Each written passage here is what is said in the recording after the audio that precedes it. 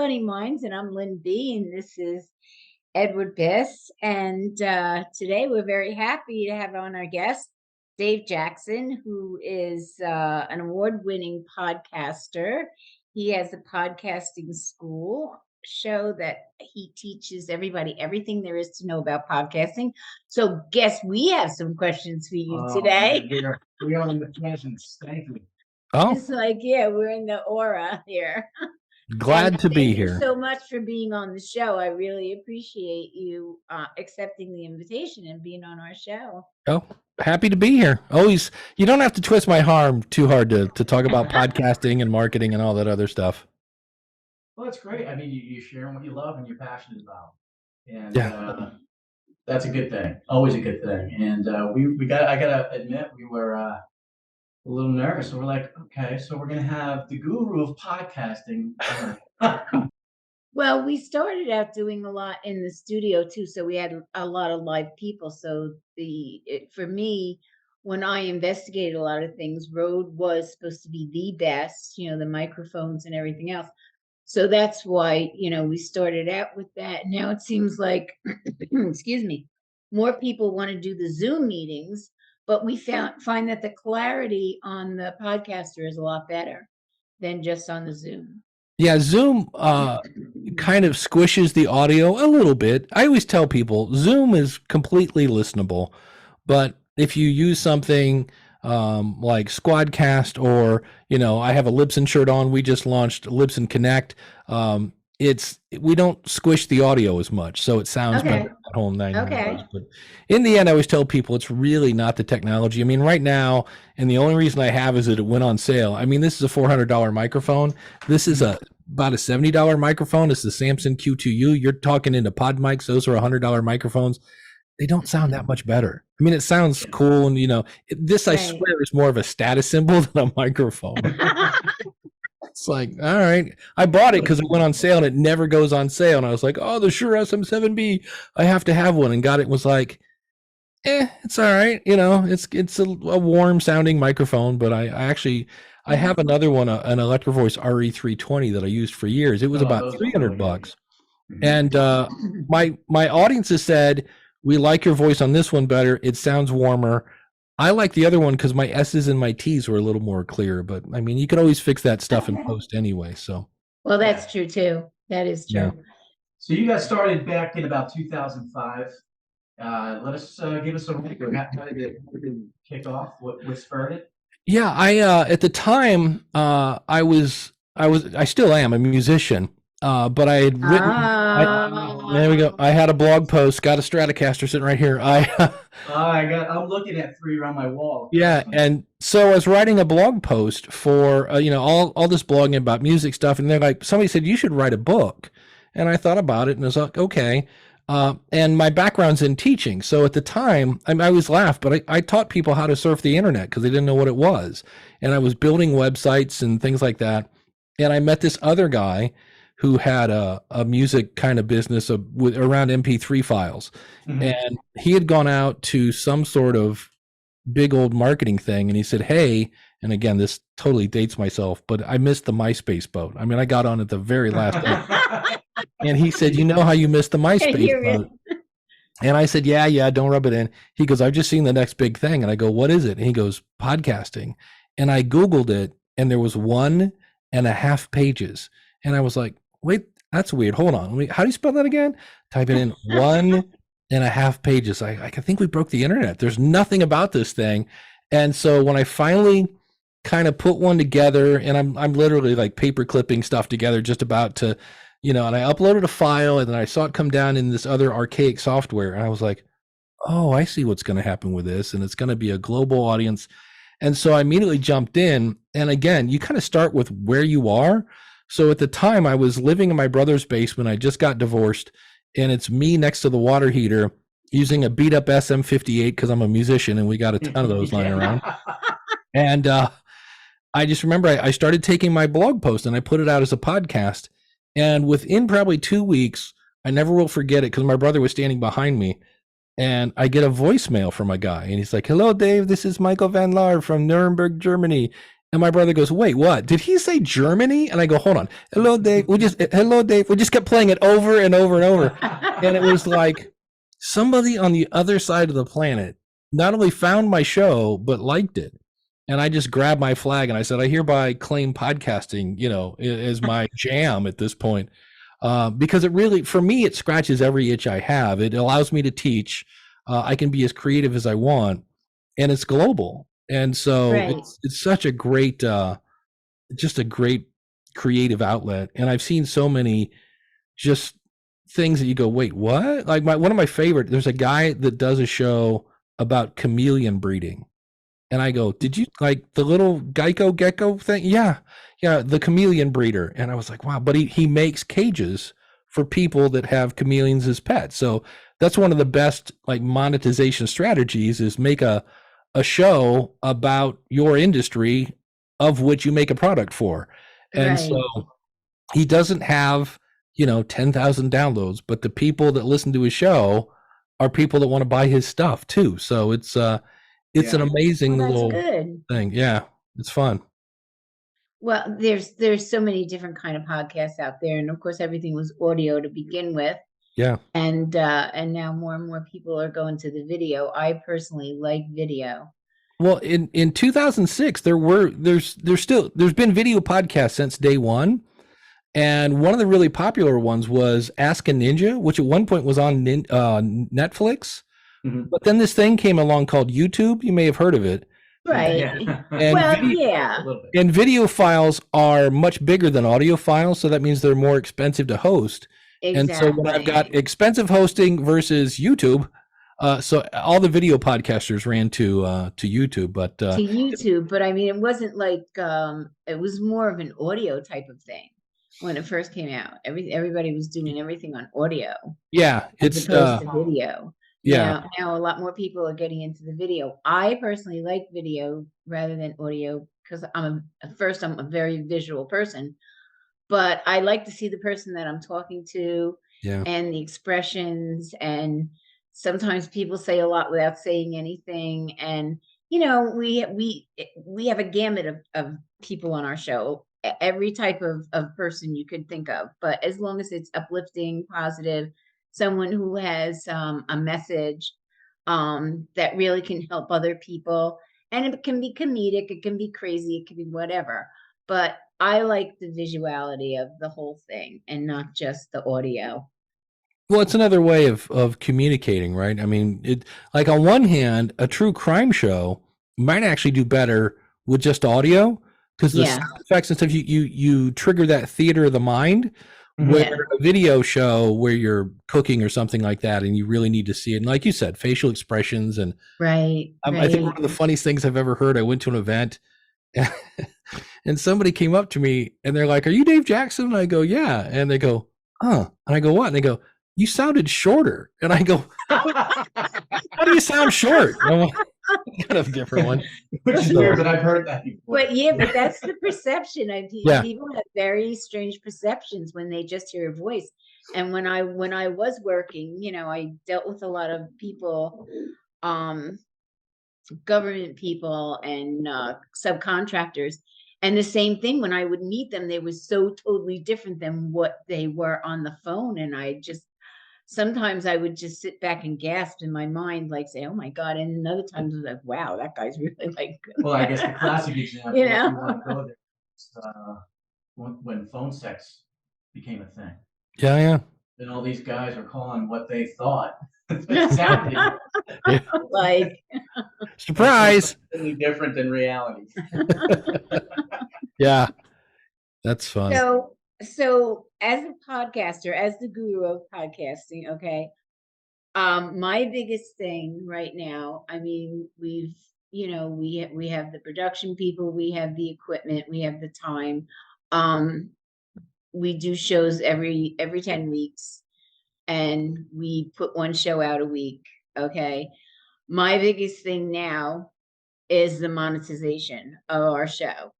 Okay. And so I'm going to be asking you to give us some quick tips on this. Well, funny you should mention that. I am Okay. the author of the book, Profit from Your Podcast. Go.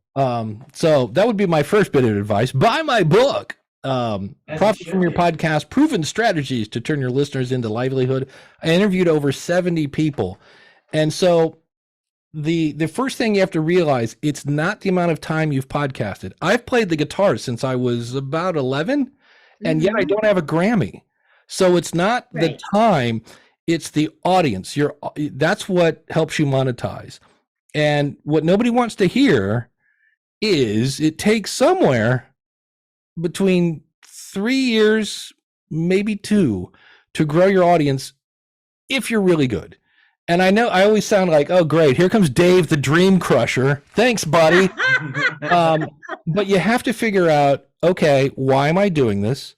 So if the goal is monetization, okay, great. Who am I talking to, and what can I talk about that's going to hold their attention while moving me towards my why? So I do a podcast about podcasting. Why? Because I'm my own sponsor, the School of Podcasting. I do Ask the Podcast Coach, which is another, you'll notice all my podcasts are about podcasting, but I do that because I ran into people that couldn't afford consulting.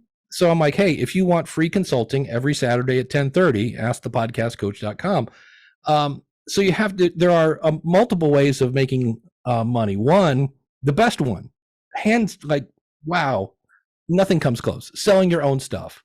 Now, why is that?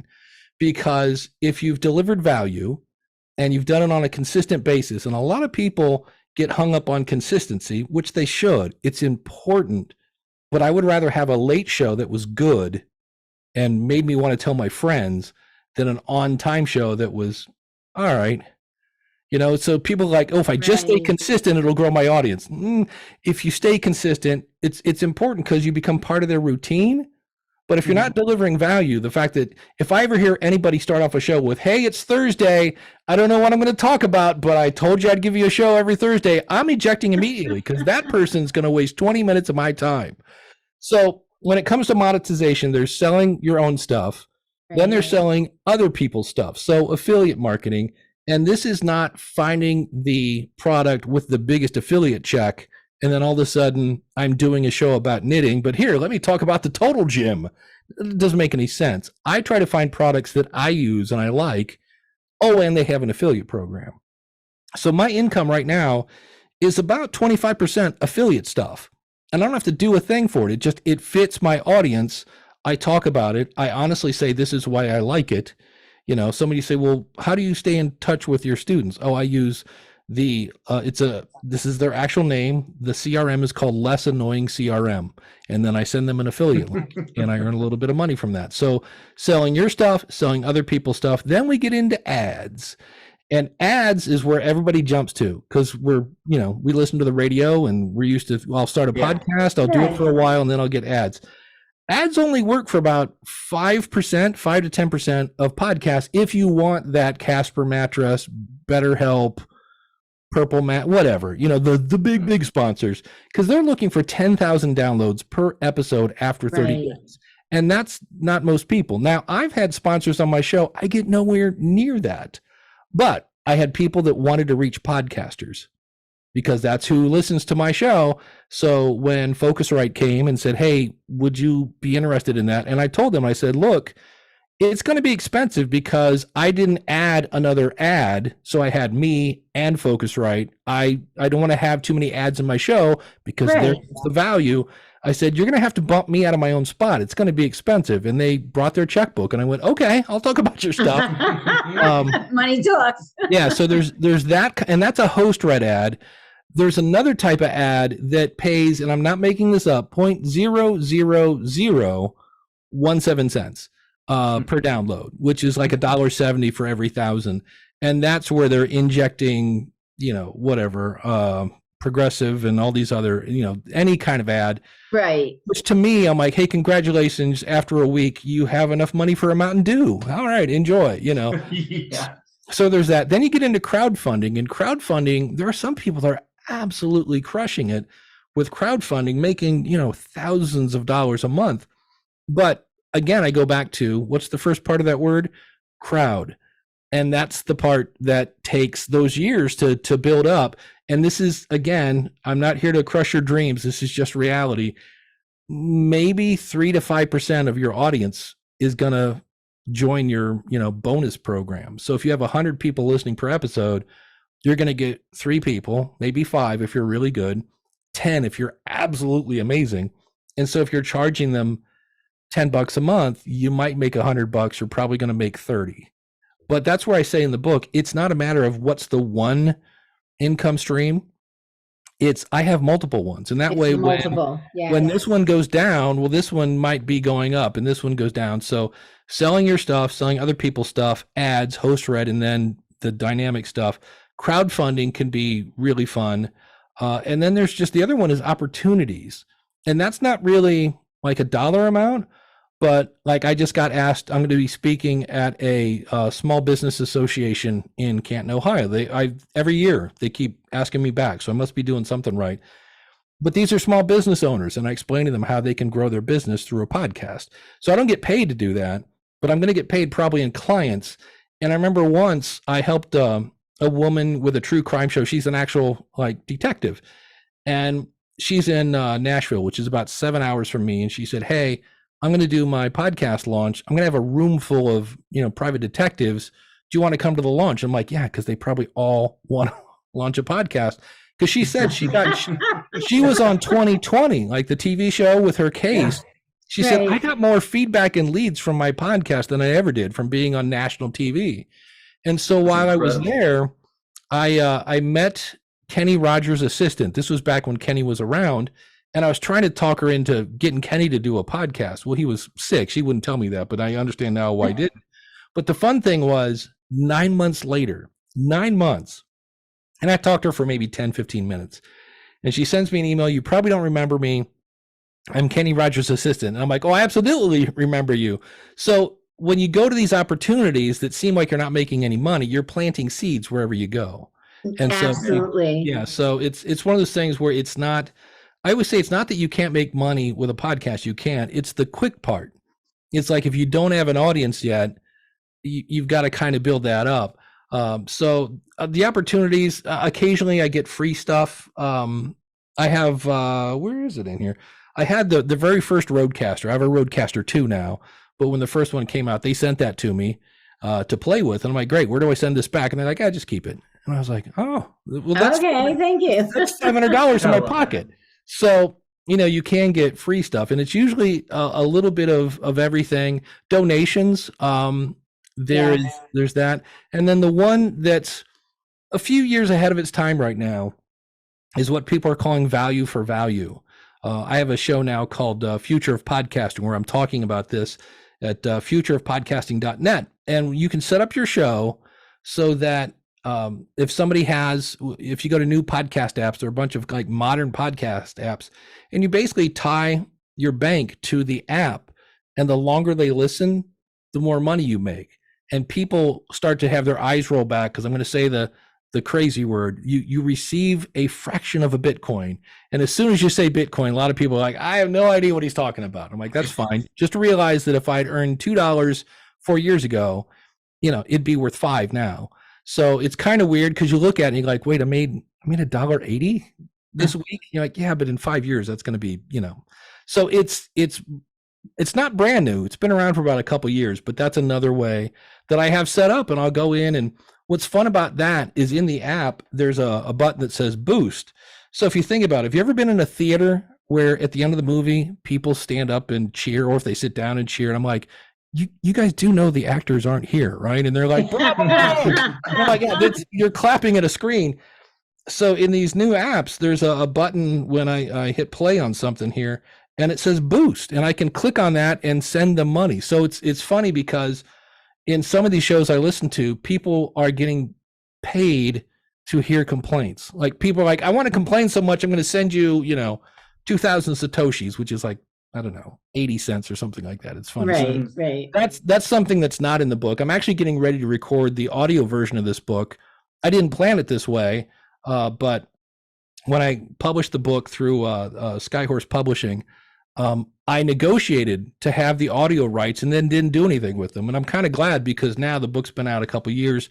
I can do the audio book and say, now with bonus content, because some of the stuff didn't exist when I wrote the book. So that's the way you do it. And it's just a matter of, keeping at it, especially if you're selling your own stuff.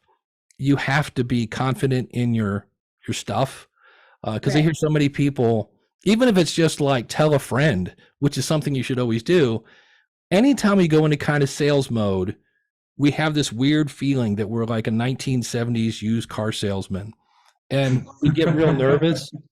And we're like, hey, like if you you don't have to, but like maybe kind of want to like tell someone our website is .com, and you're like, wait, what was that? So I had a guy on my show. He does a show called the Darknet Diaries. So it's kind of a true crime meets hackers kind of thing. It's really entertaining. And I asked him once, because he gets 300,000 downloads an episode. And I was like, how did you do that? And he said, well, everybody's like, I need to hire a team or this. And he goes, you have a team. It's called your audience. And so what he does is he slowly, specifically, and kind of succinctly, I guess, will ask his audience to share. So it's not the, hey, like if you maybe, he's like, hey, I noticed we're at the 18-minute mark, and I hope you're enjoying the show. If you do, could you do me a favor? If you're probably listening to this on your phone, there's probably a share button somewhere on the upper right-hand corner there. If you could just click on that, if you know one person that would enjoy this, could you share that with them? It'd just mean the world to me. And that's all. That's what I'm doing on LinkedIn. Yeah. And so I've built up in the past 2 weeks, I've built up so many people on LinkedIn.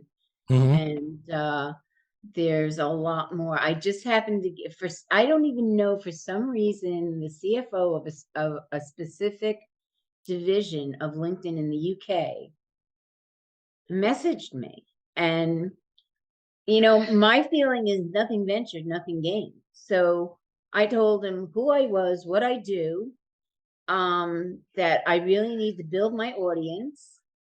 And you would be a world of wealth to me, because you have 250,000 people that, are part of your social media. And if I had 1/10 of that, I'd be very happy. Well, now I am inundated, and LinkedIn has a limit per week. So I exceed my limit immediately as soon as it comes up on Monday. And that's what I've been doing. Just, he gave me that opportunity. And if I hadn't asked him, who knows? I'm with you. I've talked to so many people that I go, I can't believe I just talked to so-and-so. And if I had asked them, hey, like I grew up in the 80s, and one of Ozzy Osbourne's drummer was Carmine Appice, who's played with everybody, played with Rod Stewart. Carmine and Vinny. Yeah, and Carmine had come out with his new website and drum lessons. And I said, hey, I have a bunch of musicians. Would you like to come on my show? And he's like, sure. And I was like, I'm going to talk to Carmine Appice. I'm like, holy crazy. So that's the fun, because if I did that on the street, he'd be like, I'm busy. Get out of here, kid. You bother me. But I had people that he wanted to talk to, and it was a great interview. So it's always interesting like that. So you had mentioned growing your audience. That's another thing that I hear people do. And I get it. I understand it. But and they'll say, just find me wherever podcasts, whatever podcast you listen to, find me. And I go, it reminds me, back in the day, I was a grocery bagger. And if somebody said, where are the green beans? I didn't say, over in aisle 3, where all the fine vegetables are. Have fun finding it. No, I got up and I took them over and I said, which one did you want, Del Monte or whoever? And I put the the beans in their basket. And so I always say what you should do is on your website, have links to Amazon, Google, Spotify, and Apple on your website. I do. So it can be yourwebsite.com/follow or /subscribe. And that way you're giving people that. Then if you have, I always say, treat every episode like a blog post. So start a blog post, and that description that you typed into your media host, copy and paste it into your blog post, because that's Google food. Then go back and grab the code for the player, copy and paste that. And now you can tell people, go to my website. Today's episode is mywebsite.com/Dave or whatever it is. And if they go there and listen to it, well, now Google goes, that's interesting. Every time we send somebody over there, they spend a lot of time on that website. So time on site boosts your SEO. If people go, oh, that was a great interview, and they start sharing it, that's going to boost your SEO. So there's all sorts of little things you can do. Right. to get that. It's kind of like a snowball. Once it gets going, eventually your audience will start telling their friends, and you won't have to remind them as much. But I know, and I'll talk to any, like, I was, when I was on the plane coming down the last time, um, I sat next to a guy and we talked the whole entire time mm, from the minute we sat down together until the plane landed. I gave him a lot of cards that he's given out, and people have said, "Oh, you met Rick on United, and he gave me this address, and I'm going to be part of your connections." Okay, Rick's going to be on like in March, but he has, whatever. But no matter where I go, I always have my cards with me. I'm always talking to people. I'm always pushing the podcast. And if they have a podcast, I'll listen to their podcast too. Because yes, one hand washes the other, and well, and especially I, now with business cards, I don't know if this one has it because this is an older one. No, but my new business cards have a QR code on them. So half the time they don't even take the card. They just go, "Oh, that's a QR code," and they point their phone at it, and then they go over and subscribe to the podcast, and it saves me, having to buy another business card. so Uh, you ask for subscriptions. I don't ask for subscriptions. I don't, for some reason, I just, what do you I ask don't, for? Please, well, on please our don't say ratings and reviews. funnyminds.com is the website. And we do have a store, so we do Oh, sell good. a lot of our merchandise with Funny Minds on it. And we have two organizations that we donate to, and there's a donate button on there for St. Jude's Children's Hospital and women's breast cancer.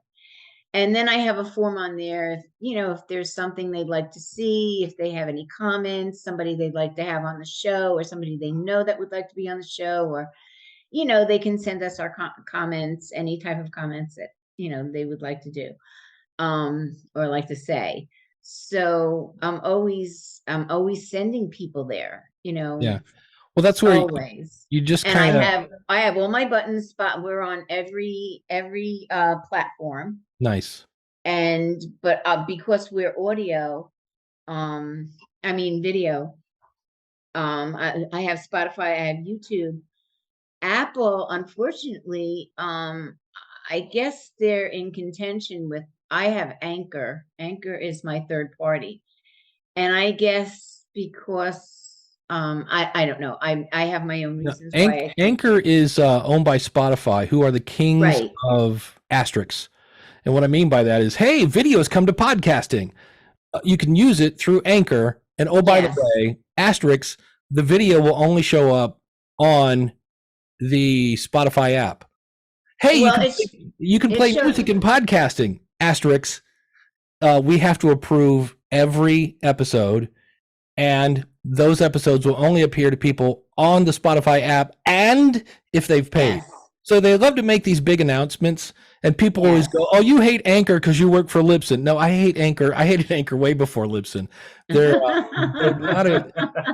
They just Well, they used I to they used to submit shows to like they would submit your show for you to Apple, Google, Spotify, and all these places, but kind of forget to tell you, oh, by the way, all these cool stats that are in Apple and Google, yeah, you can't see those because we control your show. So I always just right. tell people, I'm like, look, I understand you want free. There are other free services. Please don't use Anchor. But now you have to ask for an RSS feed. Well, I went to Anchor because the person I was with assured me that they had the ability to put video on Spotify. Yeah, which they do. But no, who I was with did not have that ability. And they also had a marketing program that they said was good for video podcasters, which was not true. It was only Yes. good for audio. I refer to them as snake oil salesmen. There are a lot of them in the podcasting space. Yeah. For 3 easy payments, I will get you the top of new and noteworthy, which So is not true. I made that mistake at first, and I dumped a lot of money into doing, Yeah. doing like a site on their platform. Excuse me. And so then I saw that I could do it on Anchor. I could go to Spotify through Anchor But now on Apple won't show. Apple will only do the audio. And that's It not will Apple's not do fault. my That's video. it's Spotify and Anchor will only put the video file in Spotify. Because I tried this, and the only thing that's in the feed, because I was like, oh, cool, I'll just, fine, send it to Spotify. I'll take the feed and I'll put it into Apple, because Apple will play a video and all these other places. And then I dug into the No, feed and I was like, oh, the only thing they're putting in the feed is the audio. it's the So, audio, right? yeah. So if you wanted You to have have, to use their platforms. or you do what I like right now, I have asked the podcast coach. I just started putting the video on Spotify because I don't expect any plays on that, because as long as you're doing this, and this, you can see it. I'm like, that's way too many hurdles. But if I wanted to, I could upload it to Libsyn, or not to just be a Libsyn clone. Blueberry would take video. There are a bunch of media hosts that, again, video podcasting is not new. I could upload it to them and put it in Apple and a bunch of other different places that'll play video. But for me, I'll give you an example. They just talked about this publicly, which is great because I'm glad to say this. Bill Maher, we all know Bill Maher. He's, Yes. he launched a podcast called Club Random, and he just wanted to do video.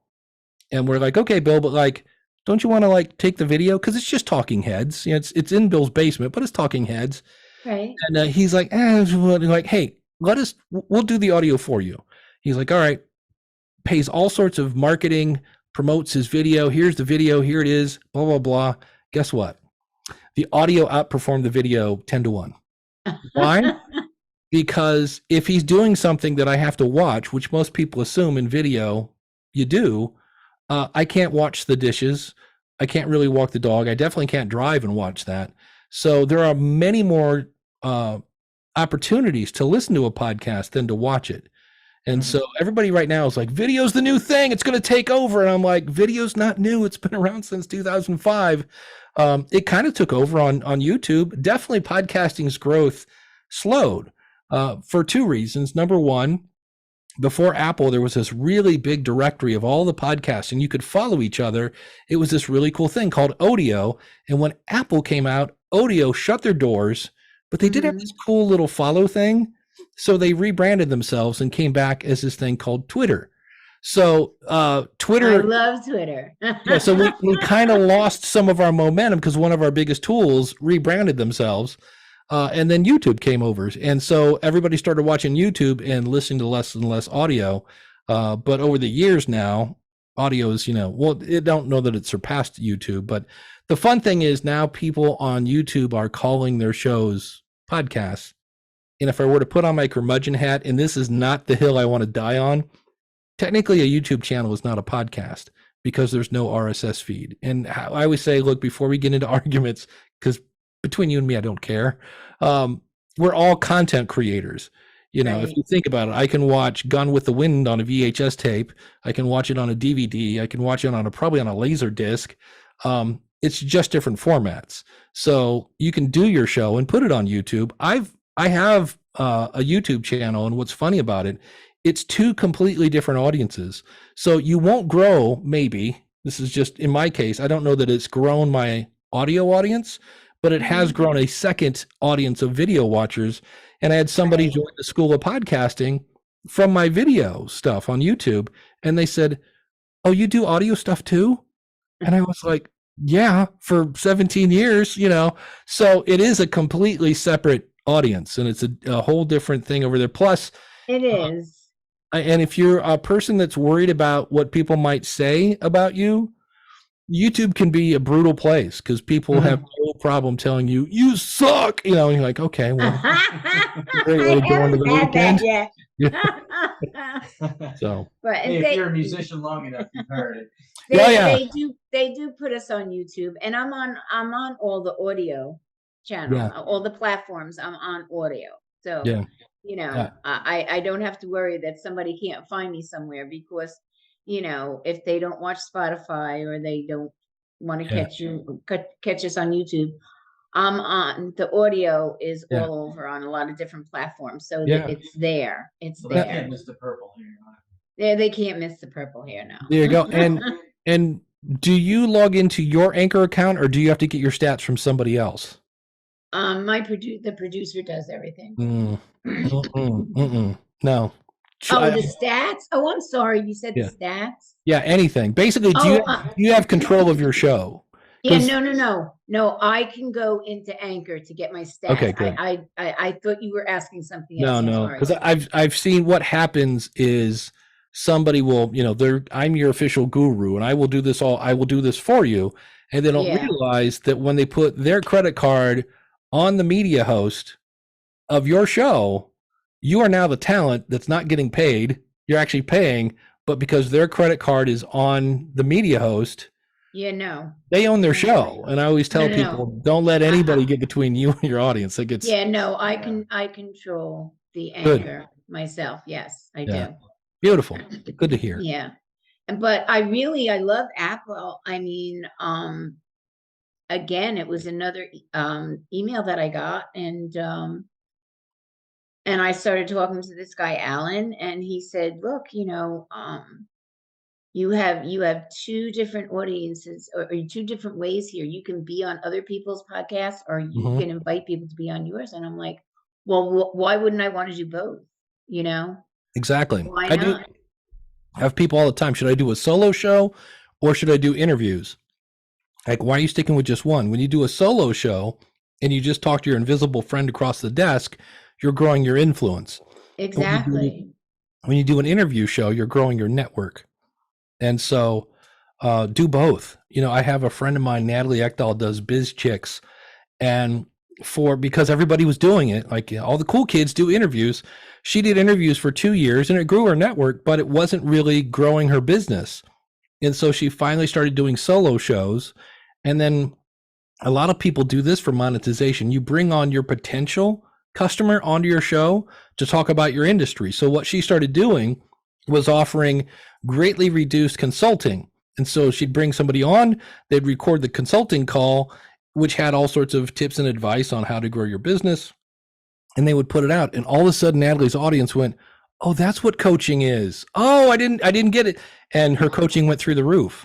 But for the first 2 years of just doing interviews, she made other people look really great. And she's got an MBA and all sorts of, I mean, her resume is amazing, but people didn't get it. So that's another one. I've seen people that, if I'm a painter or whatever, and I bring somebody on, you can bring them on because you use that to build the relationship. And then once you hit stop, go, "Hey, are you looking for somebody to do painting at your stuff? Like, I do that if you want." Mm-hmm. So they bring somebody who might hire them. I have one of my Right. clients was doing a show about being an actor and being a working actor. I said, "You know who you need to interview?" And he goes, "What?" I go, "Casting directors." I go, because you can start to build that. Again, we get to talk to people we have no business talking to. So Right. start building that relationship with people that can hire you and have them talk about the industry, which in his case was acting. And I go, that'd be a perfect guest. So all sorts of different ways you can kind of bring the content in and get those relationships going. Oh yeah, that's why I like this whole thing with LinkedIn and with Apple, because there's a lot of people involved there. Not only are they interesting that I want to have them on the show and talk to them, but there are a lot of people that have a lot of concepts and maybe can be future contacts to move on and move up and move forward, which is really what you want to do. I mean, you're putting a lot of time and effort into your podcasting. It's not a joke. It's not this is on my bucket list type of thing. Although I do love talking to people. I talk to people all over the place, I'm very much. No, I mean, just, no. if I'm standing online, I'm talking to all the people, I'm entertaining the people, and that's the way I've always been. So, this was to Well, retire and do something like this is like a nirvana. well, it's funny because when I started the school of podcasting, I thought I was going to get a bunch of like 35 to 40-year-old entrepreneurs that had their own little side hustle going on. And I definitely have those. But what I also got that I didn't expect were boomers who now had an empty nest. They Hmm. had years of experience and something to say. And they were Yes. like, "Hey, I want to do this. Just tell me what to do." I'm like, "Here's your equipment. Let me do this and that." And so it's always kind of interesting. You always have the audience you think you'll attract, and then the audience that you actually attract. And I think part of that is just kind of who you are. I mean, I'm not ancient. I'm in my 50s, but I will occasionally drop a Fonzie reference or the Waltons or something, God, yeah. back in the 70s. And so, some 28-year-old kid goes, "What's a Fonzie?" It It's like, was yeah. So, you attract the people. I'm trying to work in more like, I now know who Billie Eilish is and Ed Sheeran. I'm trying to get some younger references going in here to bring in more people. But yeah, it's interesting just to see who, listens and the feedback you get. I had one guy, and I did not sign up for this, but in one of my shows, I said, starting a podcast can kind of give you a purpose. You start to, like you said, you love to talk to people and it's fun. And so I'll make this story as short as I can, but basically I had a listener that said, I'm going to kill myself on Halloween because my best friend had died. I'd lost my job and I thought I had cancer. So he was just going to end it all on, and Halloween was his favorite holiday. But he heard me say that, I think podcasting can kind of give you a purpose. And he said, so I started a podcast and I just want to let you know that I don't want to kill myself anymore. And I kind of credit you with saving my life. And I was like, look, I'm just next to the water heater in the basement. Like, now you're a life coach. well, and I talked to a friend of mine, Ken Blanchard, does Speak Life Church. And he's a guy with a military background. I think he worked for the CIA or the FBI or something like that. He's a really entertaining guy. He's got this super vast background. And he ends his show and he's like, I'm Ken Blanchard. I love you. And there's nothing you can do about it.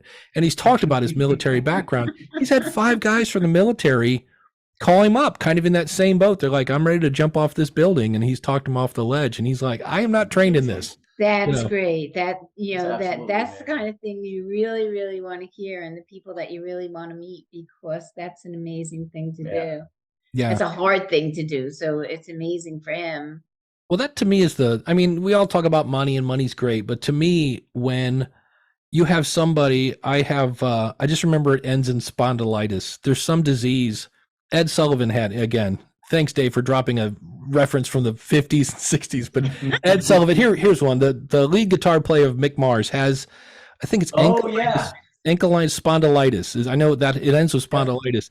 Well, there's a podcast about that, and treatments and what you can do and what you can't do. So he's never going to have 10,000 downloads, right? But the people that have it, and you hear somebody else going through the same struggle you are, all of a sudden you don't feel alone. And to me, that is so powerful to have somebody just think like, oh, life sucks. And, and then you hear somebody else going through the same struggle. It can kind of give you like, wow, okay, if they're doing it, I'm doing it. Lee Silverstein is a guy that did, he started off doing it was called the Colon Cancer Podcast, and he later rebranded it to We Have Cancer. And the same thing, he started the podcast that he wanted to hear when he was told, hey, you have cancer. And oh, by the way, you better start getting your affairs in order. And then, it was 10 years ago. And he's, basically doing that's all sorts great. of Yeah. So that's wonderful. That's to me one of the real powers of podcasting is just the community that you can build. But I think it's a wonderful tool. Podcasting to me is like so wonderful, and it brings you together with so many different people.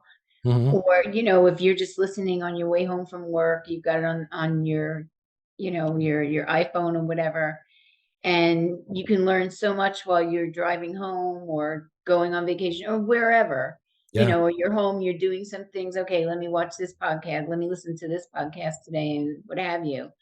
And that's what I say to people too. You don't have to watch my podcast. You can listen to it because I know the busy world. So you don't have to see me, but you might find something interesting in there. Oh, I want to see what this person looks like. I want to see what they're like. I want to see. Yeah. And then you can watch the video version of it too, and we have a lot of my son music friends on, and we've gotten such a response from a lot of these people because they're good artists and they share. And I always ask from the like the tribute team. Yeah. Which And is just pretty big.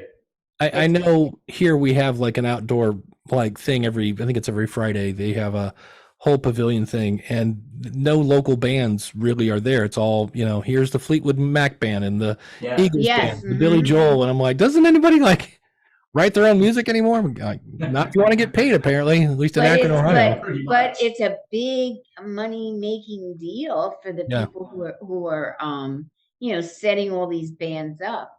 Yeah. And the audience they get is phenomenal. I Yeah. mean, we did a thing at Tap Fest the last time I was down. You couldn't even move. I mean, thank God we were inside on the stage. Everything else was outside. But I went out because my son's band was playing, so I went out for a few minutes. You couldn't move. Yeah. It was like Times Square on New Year's Eve, So they have a very, very big following, and some of these bands are so great. If you close your eyes, you feel like you're Sounds just listening like to them. the original band. So they're that good. So, we get, and I always ask, please share with your social media. Please share us with your social media. And it works. It does work. It takes time to build, like you said, it takes time to build up, Yeah. but it is building up. And the more people you talk to and the more people you see and the more you work at it, the better you get at it. Sounds like you're teaching. Yeah, am I teaching you? No, I don't Mom comes in. there's nothing that I can teach you. You're very well adept at the podcasting industry, I'm sure. It's kind of funny because my sister-in-law, she'll text me or something like, "What are you doing?" I'm like, "I'm working on this podcast thing." She's like, "Do you ever take a break?" And I go, I said, "I know it looks like a job." I go, "But this is how I have fun."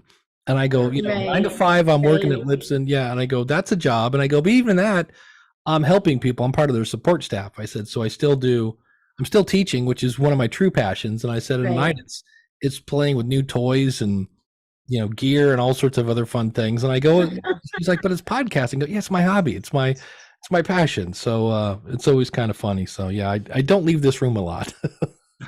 Well, Dave, we're going to have to say goodbye.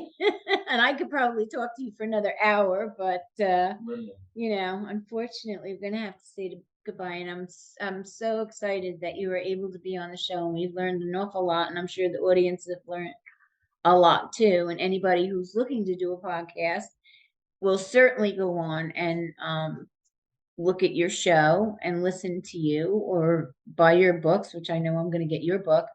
And it was exciting. It was very exciting to be with you today. Oh, and I'm very happy that you accepted the invitation and you came on. Well, it's like you said, I like to talk to people, I like to spread the word of podcasting. And yeah, if you want to come look me up, I'm at schoolofpodcasting.com. So thanks for having me on. This was a blast. You're welcome. And to all our audience out there, please follow us on funnyminds.com. You can go on there. And we have our donation site for women's breast cancer and St. Jude's Children's Hospital. We have our store on there. And if there's anything you'd like to see or anything you'd like to say to us, fill out the information, or you have our email addresses are right on there. You can email us directly. We don't mind. And we're very happy that we could have this episode today with you. And as always, be healthy, be safe, be wise, and always smile. Bye-bye.